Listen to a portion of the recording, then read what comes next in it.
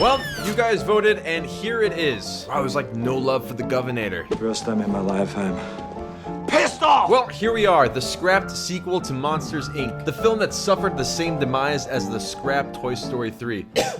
But for the sake of me talking more, let's recap just a bit. In the mid-2000s, Disney and Pixar's Facebook relationship status would be in the "it's complicated" category. Disney's CEO and Pixar's Steve Jobs were butting heads and looking to part ways. So what does Disney do? They rebound by forming a new studio, Circle 7, to produce direct-to-video sequels to all of Pixar's IP, like Toy Story, Finding Nemo, and yes, Monsters, Inc. Long story short, Eisner went bye-bye, Iger came in, Iger bought Pixar, and Disney and Pixar decided to shut down Circle 7, thus putting all productions into the Disney vault. Now, years later, we did receive a Pixar-directed prequel to Monsters, Inc., Monsters University, but what was the planned Circle 7 film all about? Well, you're about to find out. This movie takes place a year after the original on Boo's birthday. Mike and Sully are getting ready to surprise Boo with a gift, only when they go into her room, somebody else is in her bed. In fact, this isn't even her room anymore. Boo and her family have moved away, so Mike and Sully must go into the human world to find her.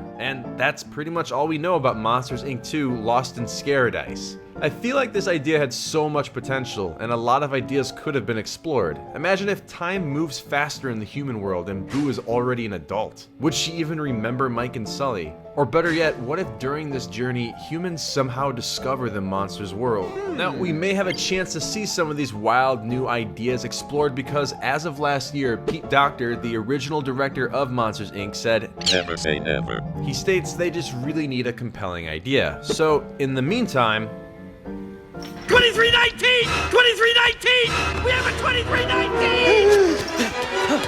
2319! This was a quick one today, but that is how the original Monsters, Inc. 2 was scrapped. Thanks again for watching this episode of Scrapped. Now, last week I asked you, what is your favorite Pokemon starter and which version or generation of the series did you first play? And Nintendo Gaming says, my favorite starter has to be Cyndaquil. It was my first starter I ever chose, and it was for the first Pokemon game I ever played, Soul Silver. That's awesome because I chose Cyndaquil when I first played Silver. Shamex2 comments, Pokemon X and Y's Froakie is my favorite starter from Kalos because it evolves into a ninja frog. And lastly, 3B is my name says Squirter Squad for life. Started in Generation 1 with Pokemon Blue. Hey, Blue is my version too. That was my first game I ever played. It was amazing. But I gotta say Charmander all the way. And today's question of the day is, what is your favorite Pixar film and should they make another Monsters, Inc.? Your answer could be featured in next week's episode of Scrapped. Also make sure to hit that little bell besides myself. It's the only way you're gonna find out when I'm uploading these things. And follow me on Twitter where you can vote for the next episode of Scrapped.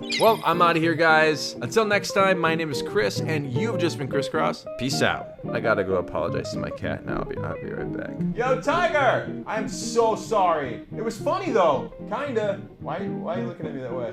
Hey, it was only a joke. I love you too.